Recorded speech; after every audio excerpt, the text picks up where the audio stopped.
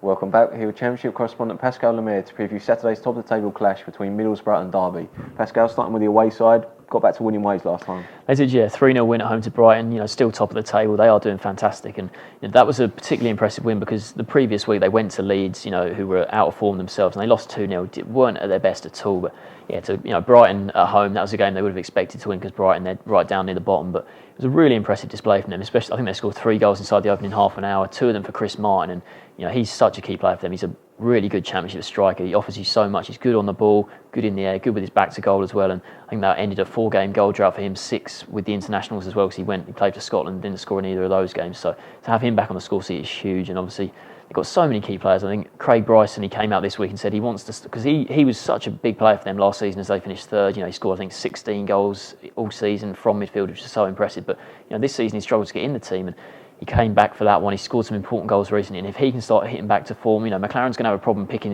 his strongest 11 because none of his key players have been particularly injured. So, top of the table, and it's hard to see anyone displacing them at the moment. I think they are the clear favourites for promotion.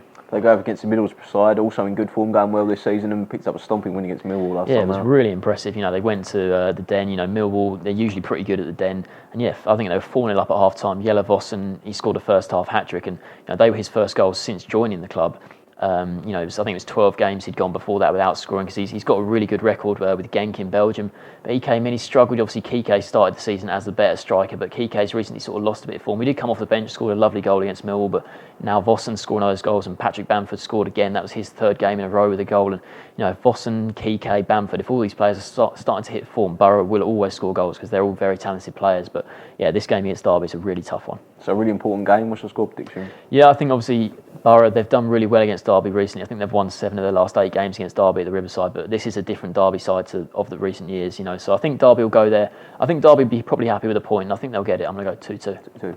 Sports are going for a 2-2 draw.